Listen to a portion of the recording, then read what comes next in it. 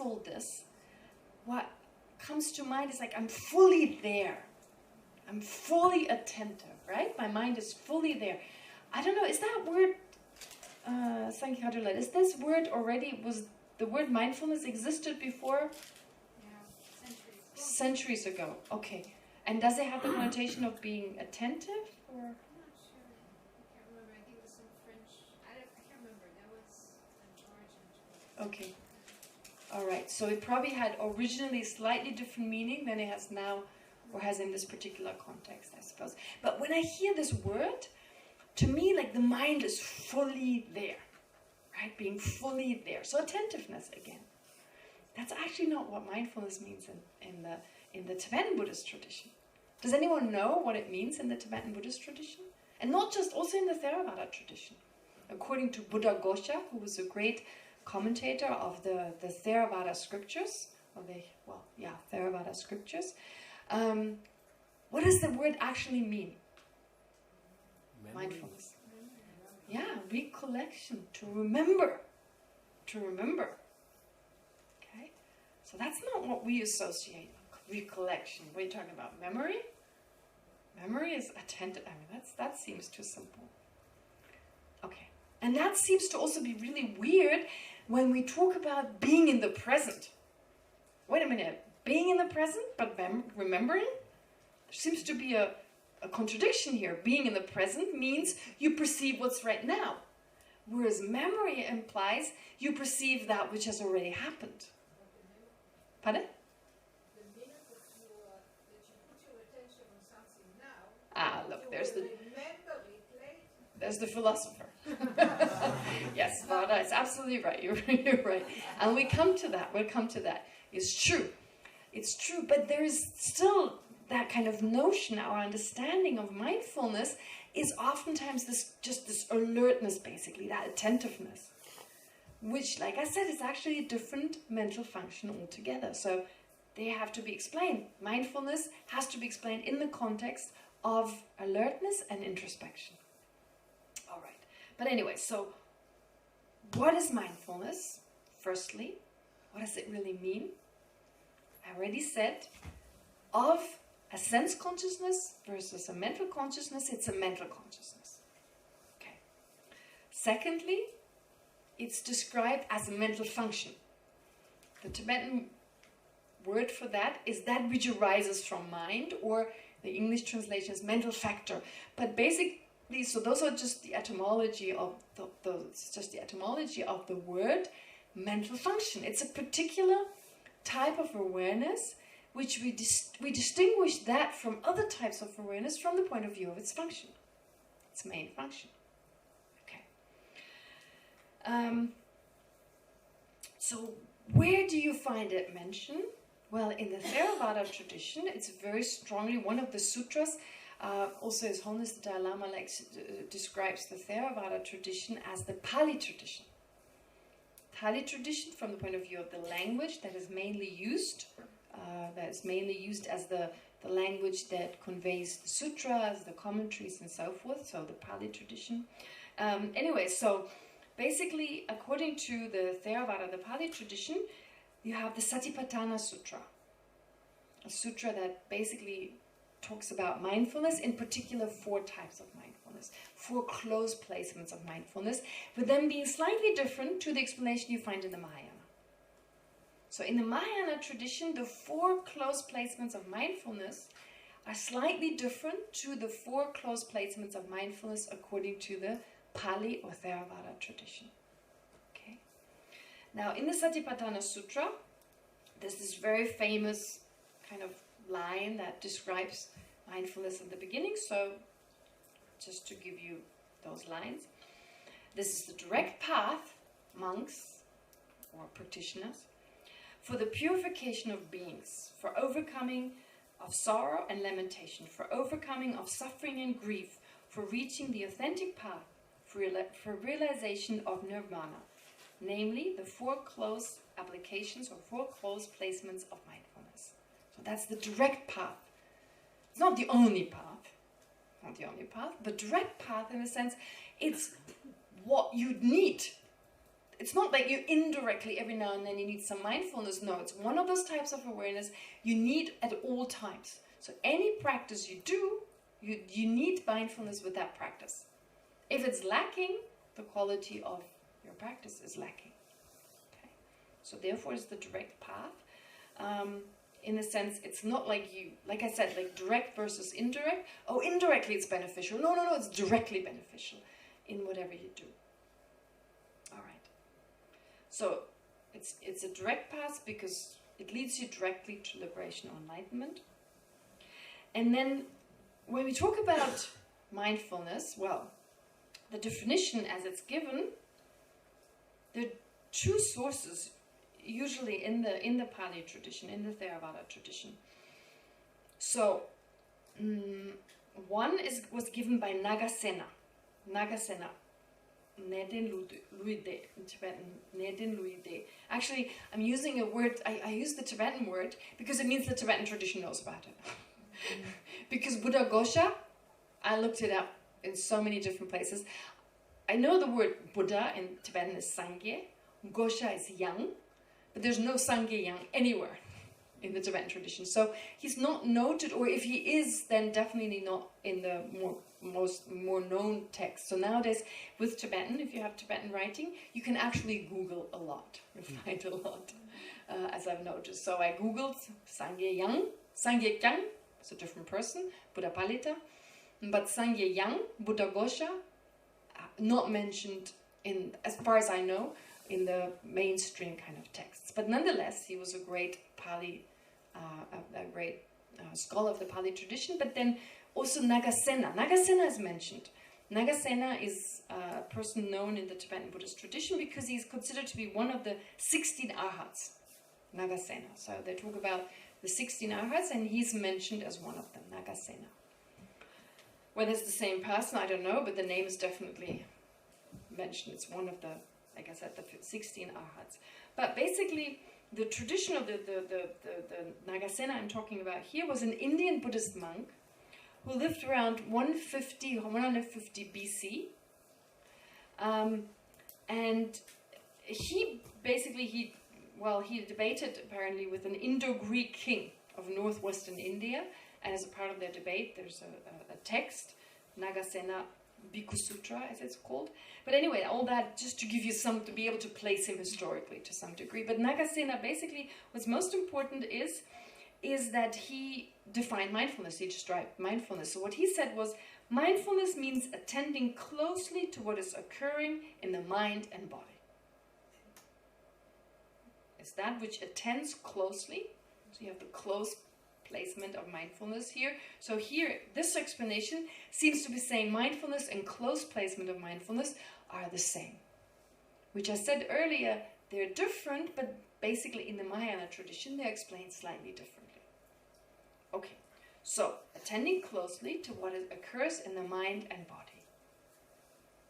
Oh, that's a different object. Not attending closely to the harsh words or what my neighbor is doing, but rather it's attending closely to what happens in my mind and my body. Okay. So that's pretty general, but then you have Buddha Gosha, the great 5th century Theravada or Pali tradition Buddhist commentator and scholar. One of his main work is called Path of Purification.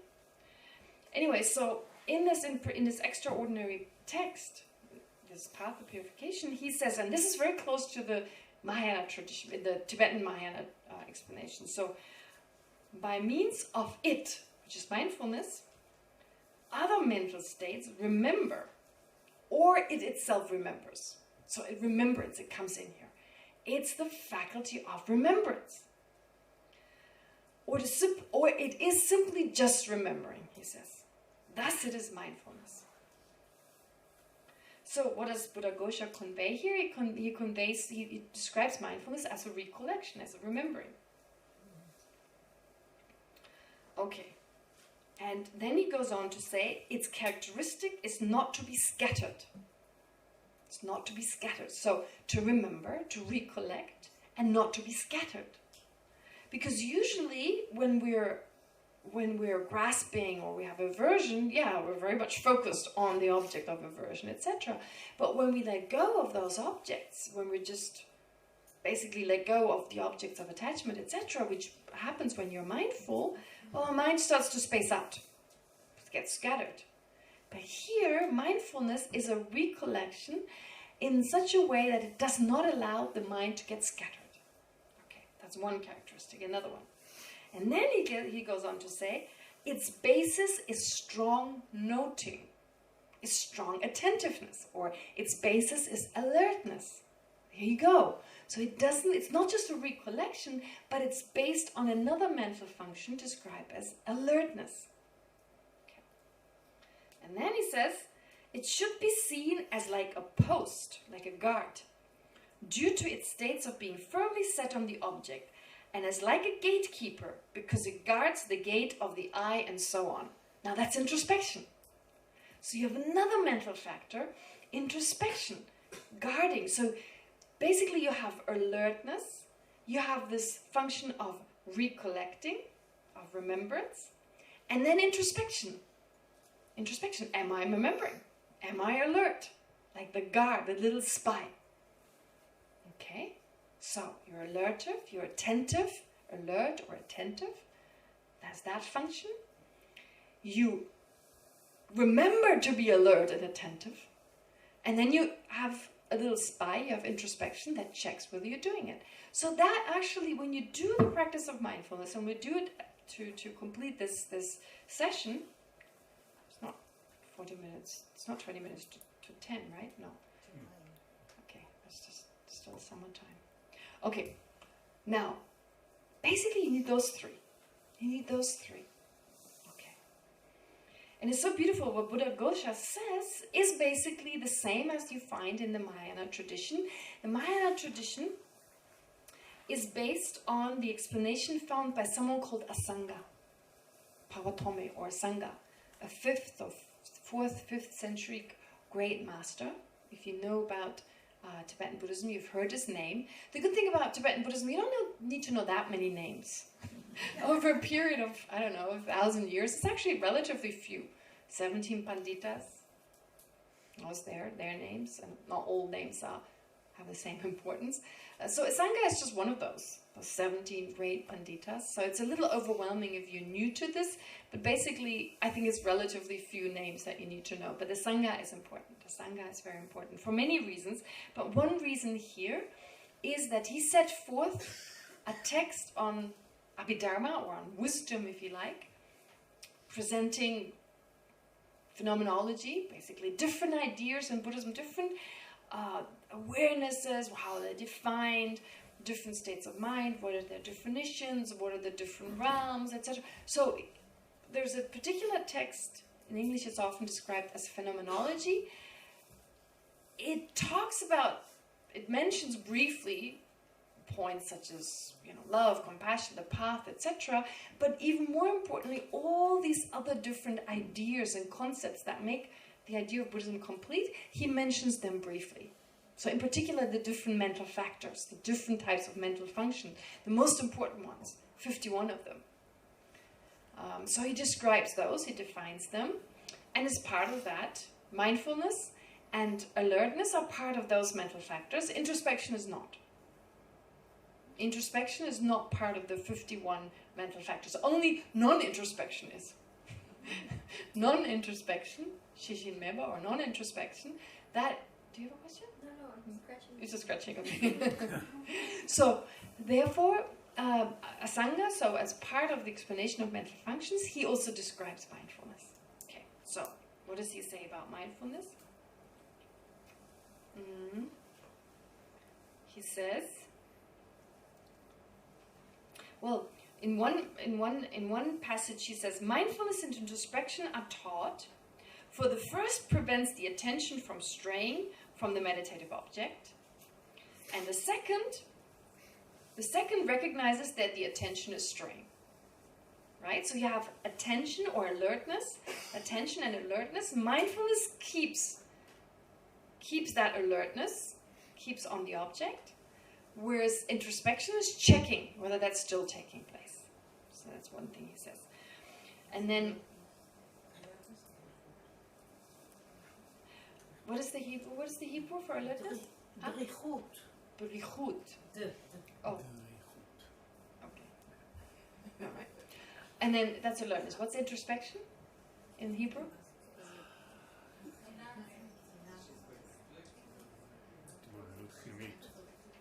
התבוננות פנימית. מישהו אמר משהו אחר? התבוננות פנימית, נכון? Does that make sense? Right? So it's good to at least have a word in Hebrew, whether that's exactly the same connotation as in this context, but we're basically using a word and then building up a new creating a new connotation in this particular context. So you have a word initially, and as I explain, hopefully the meaning of that particular word becomes clearer in that, of course, Buddhist context. Okay. Now, here, what does the Sangha say on top of it? He says the definition here is a mental factor that by its own power, so it's that function, that's its main function, so through its own power, functions to not forget a previously familiar object that has been perceived. So to not forget a previously familiar object. So you can only be mindful of something that you already know. You can't be mindful of something like, my teacher uses the word potokoto. Be mindful of potokoto. What is potokoto? One of my teachers, Geshe, so he uses that word potokoto. It has no meaning. But anyway, so can't be aware of that if you're not familiar. So you can only remember something or recollect something you're familiar with. So this is why here Asanga says in a text called Abhidharma Samuchaya, or the English word would be compendium of knowledge. He says, a mental factor that by its own power functions to not forget a previously familiar object. And familiar means you've seen it once at least. Right? There's a certain degree of familiarity. Alright. So, literally the compendium of knowledge says, what is mindfulness? It is a mental factor that prevents the mind from forgetting a familiar thing. Does that sound like mindfulness the way you understand it? No, right? Like I'm saying, it's slightly misunderstood. But actually, once we completed this explanation, I'm pretty sure you come back to recognizing it. Okay. All right, what else does it say? It has 3 distinguishing qualities. A little difficult. 3 distinguishing qualities. Distinguishing quality from the point of view of the object, the aspect, and the function. 3 distinguishing qualities, and we're already, it's a funny way of kind of saying this, a distinguishing quality, so that which distinguishes it from other awarenesses. So a distinguishing quality in the sense that something you're familiar with, you already heard that part. Why? Because mindfulness cannot arise if there's no prior familiarity with an object. Okay, you can only remember something you already have some understanding of, some familiarity with. That's the kind of idea. So familiarity doesn't mean it's like a habit or whatever. No, but something, you can only remember something you have experienced already. Okay, that's the first distinguishing quality. The second distinguishing quality of the aspect. So the aspect, which means not forgetting. So what it actually does. You don't call it function as much as, because the function here refers to more what it leads you to be able to do. But it's like the aspect here of not forgetting the object. So you can only not forget something, only a familiar object can be taken to mind again. So therefore by not forgetting, by not forgetting or by remembering. Okay. And then the last distinguishing quality, the third one, is that of the function. It prevents the mind from being distracted from the object and stabilizes the mind so that it continuously stays on the object of meditation. Right? Because our problem is that we forget. So not being able to concentrate is just a matter of forgetting your object you want to concentrate on. That's all it is. We don't really, when we talk about scatteredness, we don't associate it with forgetfulness. But that's really what being scattered, what being disrupted or mentally having discursive thoughts. All that is forgetting the thing you want to concentrate on.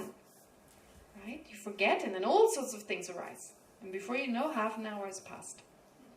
Okay?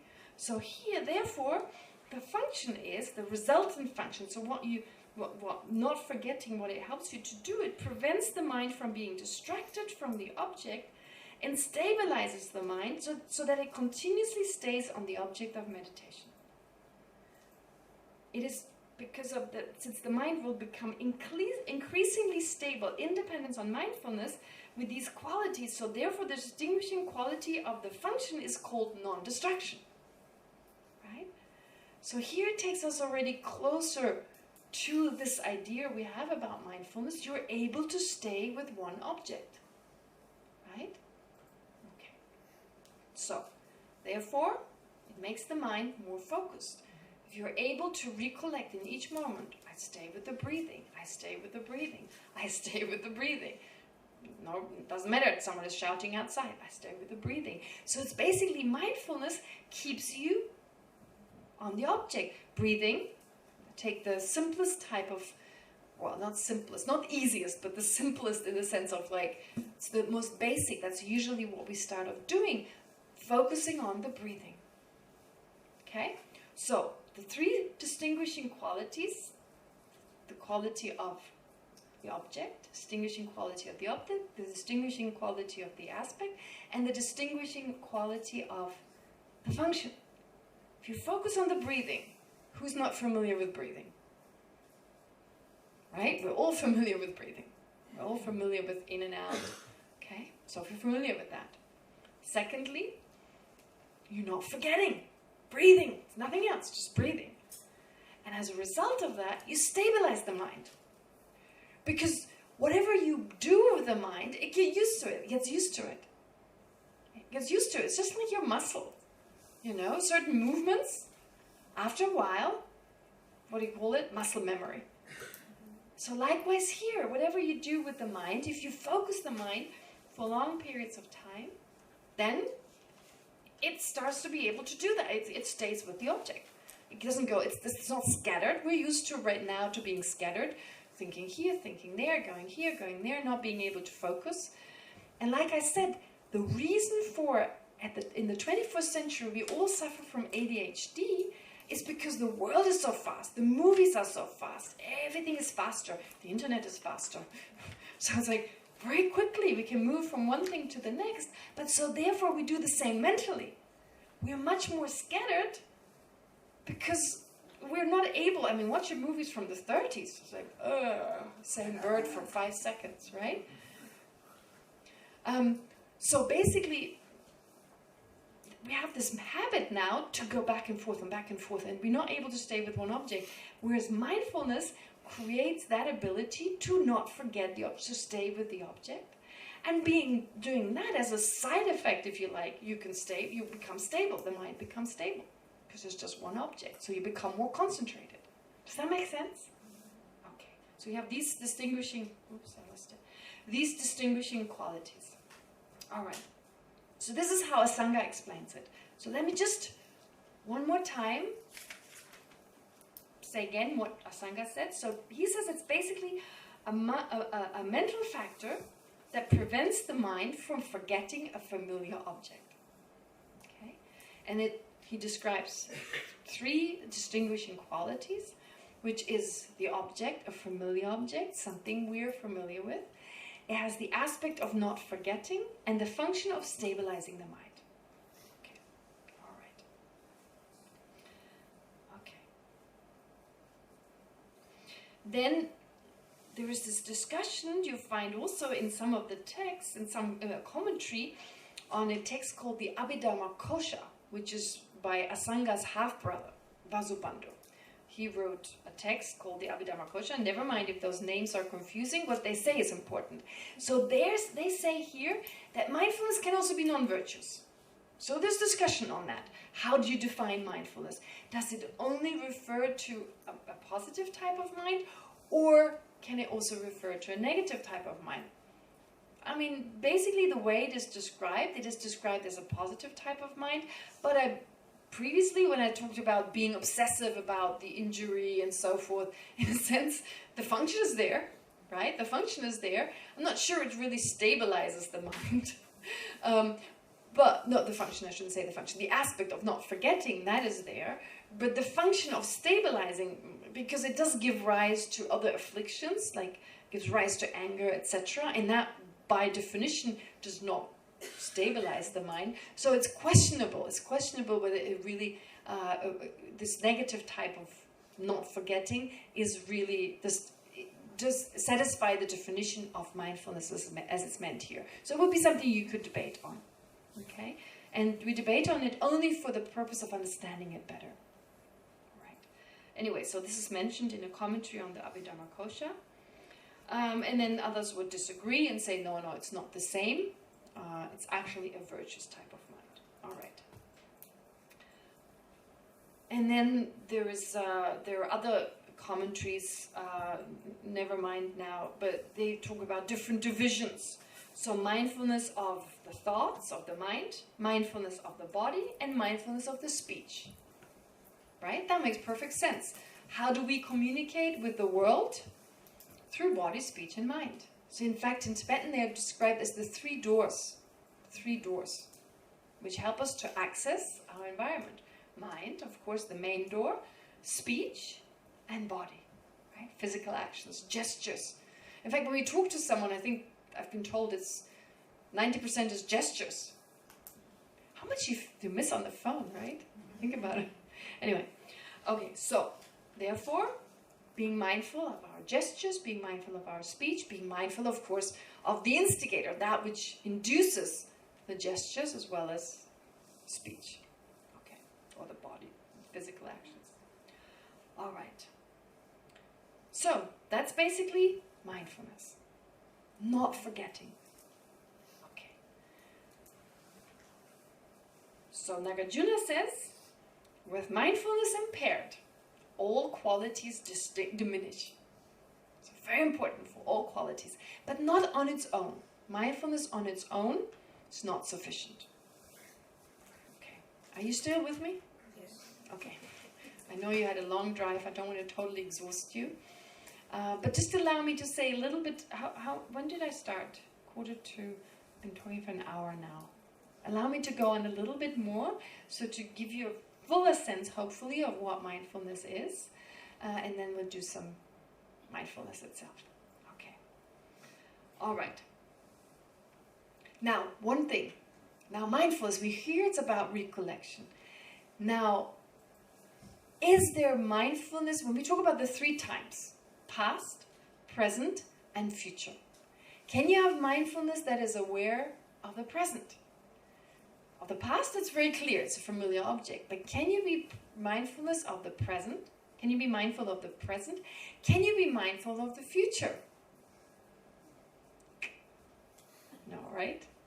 Okay, all right, interesting. Can you be so be in the present. Can you be in the present? Right? That's a kind of new agey way of saying it. The Tibetans don't really say that. Be in the present. How would you say that? But basically, so be in the present. Is there a contradiction to being mindful and being in the present? It's a good way of saying. I like that expression. I'm not criticizing. It's great. It's a very good expression. But are we actually ever in the presence? Is it present or presence? Present. In the presence. Can we actually ever be in the presence? What does that actually mean? So we've heard mindfulness. You can be mindful, so not forgetful of what your mind is thinking, not forgetful of what your body's doing, and not forgetful, so holding on to it basically, being attentive to what the body's doing, what the mind is thinking, and to what we're saying. And most important here is being attentive to the mind. Okay? In the sense like there's alertness. Alertness is that which keeps us attentive. But mindfulness, so initially you need attentiveness. Mindfulness helps you to keep with the object. To not just be attentive for a few moments, but to keep on the object. To not forget. It's my body. Thinking of my body or my mind. right? My mind. What is going on in my mind? What's going on in my mind? No, never mind the other person look at me in a funny way. What's going on in my mind, right? So the object is your mind, not forgetting it. And alertness is just that basic function.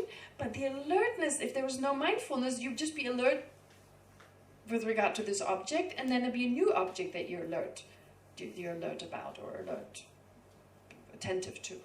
Whereas with mindfulness, it allows you to keep the same object, and introspections checks. Okay? We haven't really explained those in detail, but it's really that. It's not that hard to understand. Okay, so the debate now is, can you be in the present? Can you be right now? Can you be in the present? Is mindfulness, can you have mindfulness? Is mindfulness effective remembering things? Is it effective? What do you think? Because usually in the way it is described in the West, forget about the past, forget about the future, be here right now. I think that's a misunderstanding. I think that's a slight misunderstanding. The emphasis is on that, I totally agree, but can you even be mindful of the future? What do you think? And the main question is, can you be in the present? Can you be here right now in the present? Yes or no? Do we actually ever perceive the present? No, right? We're always a few milliseconds too late.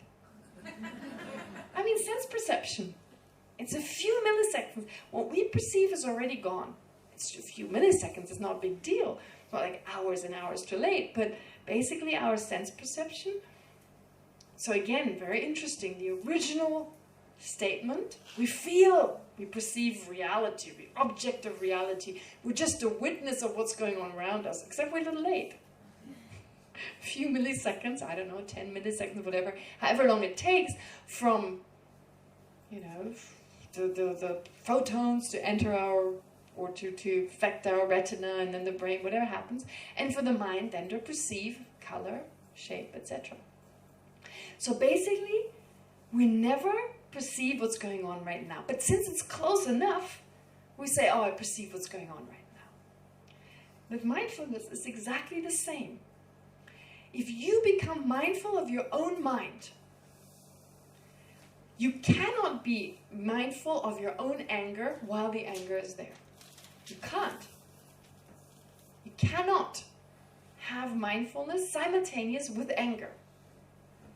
Because the moment you watch your anger, your attention is no longer focused on the object of the anger. Otherwise, the mindfulness would be anger, right? The object of your anger is this person, whatever, the abuser or whatever. Well, if it's anger directed at a person, so then it's that person, perceiving that person, the negative aspect of that person. Okay? So the moment you focus on the anger can no longer be there. So your mindfulness arises focusing on something that was there a moment before. So it's recollecting. You're basically remembering that anger to learn about it. Well, in that moment to stop it, try to be really, really angry when you're mindful of your anger. You just can't. You can't. Which is why it's said to be a very good antidote to hatred and anger. Try to be depressed when you're mindful of your depression. You can't. So if you're able to keep that mindfulness going, for as long as you have that mindfulness, that long the depression can't be there. Okay? So basically what you do is you're aware of a moment earlier, but the moment is so short, it seems they're there together. It seems that they're there simultaneously. And that's not surprising. In Tibetan, in the Tibetan text, you have an example of what's called a fire wheel. A fire wheel. They talk about a fire wheel. A fire wheel is holding a torch and turning it very quickly. Do you have a wheel? No, you don't actually have a wheel. But because our mind is not able to perceive the fact that the fire is at different moments, it seems it's there simultaneously. It seems it's a complete wheel. Nowadays you have lamps, electrical lights that move so fast. They give us the perception of continuity. In actuality, in each moment, those different lamps are in a different place, right? Are there other examples? Can you think of another example where something moves so quickly, it seems to be in the same place at the same time, but it actually isn't? Movies. Pardon? A movie. Well, a movie, it gives us a sense of fluency. That's slightly different. It's just frames, but because they're so quickly, we don't perceive, right, the cut in between. So a movie works as an analogy for something else. But here I'm thinking of the fire wheel. It's used again in equivalent for the fire wheel. Or maybe like Tibetans, not Tibetans, Indians at the time of Diwali, they have these crazy lights and they go like, and only when they move slowly can you see it's one moving after the other, but it gives us we are under the illusion of them burning simultaneously. So that's the same idea. I think that analogy is an analogy of our mind. We think that with mindfulness, there is a mind that watches the mind. But that just doesn't happen simultaneously. It switches back and forth very quickly, which is good enough. But it's still good to understand the working of the mind. And the fact that if you feel terribly depressed, or you have anxiety, or you're angry, any kind of emotion, just start to watch the emotion. The difficulty usually is to keep the mindfulness and not keep it switched back. So if you spend 10 minutes switching between mindfulness and anxiety, but the anxiety is so strong and the mindfulness is very weak, it feels like it doesn't work. But only because you have short moments of mindfulness and long moments of anxiety. That's it. Right? Short moments of mindfulness, long. But in actuality, if we can keep the mindfulness for longer, there's no opportunity for the anxiety. No time, can't do it. Am I making sense? So therefore, it's a very powerful antidote when you're overwhelmed by these emotions. But the word is overwhelmed, which implying that it's so strong, it's very difficult to be then overwhelmed by mindfulness as a countermeasure. Okay? But if you understand that mechanism, we don't give up easily, but rather make more of an effort to strengthen our mindfulness. So, number one, very effective. And I think we all have these experiences, being overwhelmed by a negative emotion. Depression, anxiety, guilt, what else? Self-hatred, etc. All right, anger, aversion. So that's where mindfulness comes in. That's effective. But can we be mindful of past events that lie further in the back, further in the past? Can we be? Yes, absolutely. I mean, if you've been angry, let's say 2 hours ago, great. What a great opportunity to learn about your own anger. Sit down. Where did it start? What gave rise to it? What was there first? Before I actually had this full-blown anger, what did the other person say first? What then led to this? What led to that? It's very interesting how you understand the causes and conditions that slowly give rise, right? So you can actually take events in the past and go over them and understand them better. Instead of understanding the other person, the mistake they made, which we're very good at obsessing about, no, my reaction to that. What happened? So go back in time, right?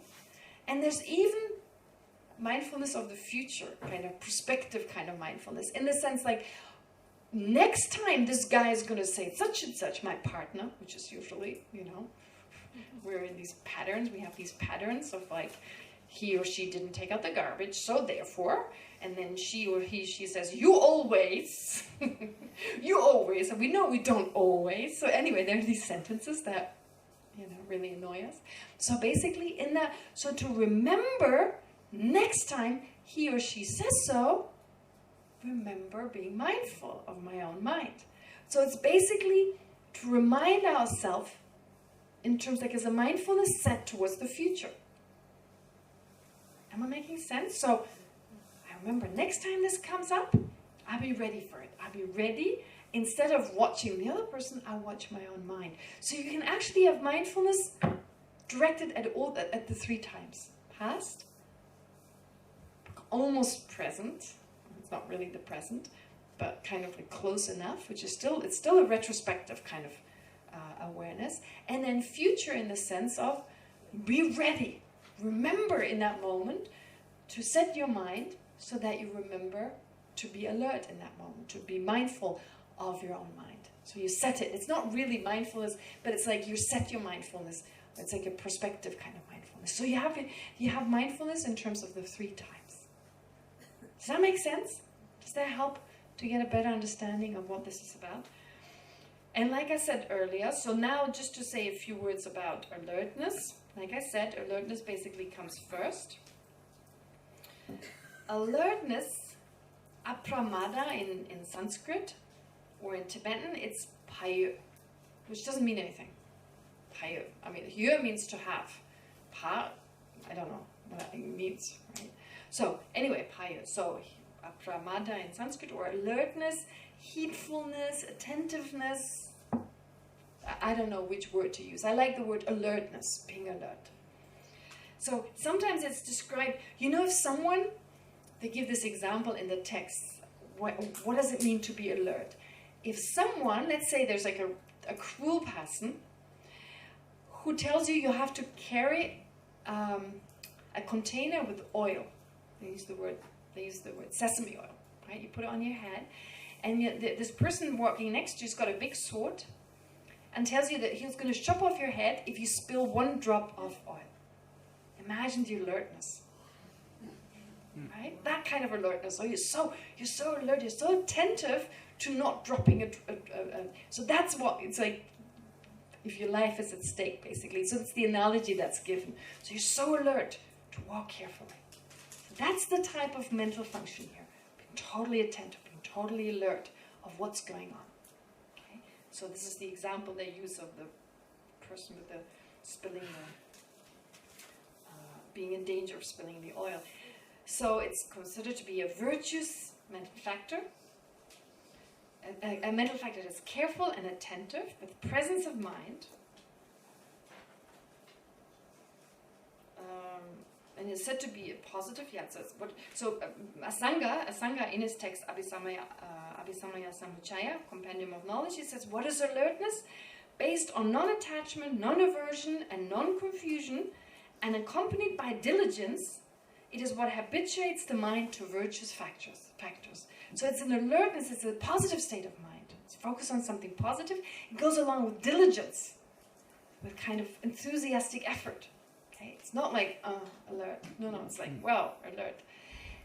So this is the basis for mindfulness. So it's the first, basically if you have those 3, you start with alertness, being alert, being on your feet, being on your toes, basically. And then you have introspection. So what is introspection? The Sanskrit word is samprajana. So samprajana actually means clear comprehension. But that's just the etymology. So clearly comprehending your own mind, basically, or your own body. What makes you, instead of comprehending what's going on outside, we're very good at that. We're very attentive to the objects of the mind, but we're never attentive to the observer. And we're also not attentive to our own body, which of course is governed by the observer, by the mind. So we're very attentive to everything else, but not to those. So here, focus is basically inwards, if you like, towards ourself. So introspection, this is where the English word comes from, introspection, meta-awareness, as some people like to call it. But basically, in Tibetan, the word is sheshin. Sheshin means to know now. Right? Shin, this word shin, it's basically just saying it happens right now, and she means to comprehend, to know. Right? So it's just the etymology, of course. It doesn't really define the word, but just to get a sense of what the word means. In Sanskrit, it has the connotation of clear knowing. Right? Being clear. And this is very interesting because the word close mindfulness or close application, close also means clear. Clearly. Okay? So those words clear and close, they're quite similar. And so, what does it mean? What does it actually refer to? So Shantideva, he actually defines it. He says in his text, the Bodhisattva Way of Life, in brief, this alone is the definition of introspection, the repeated examination of the state of one's body and mind. Right? What am I doing? What does my face look like? Like, am I frowning at the other person? So it has the aspect of also checking. It's not just observing, but also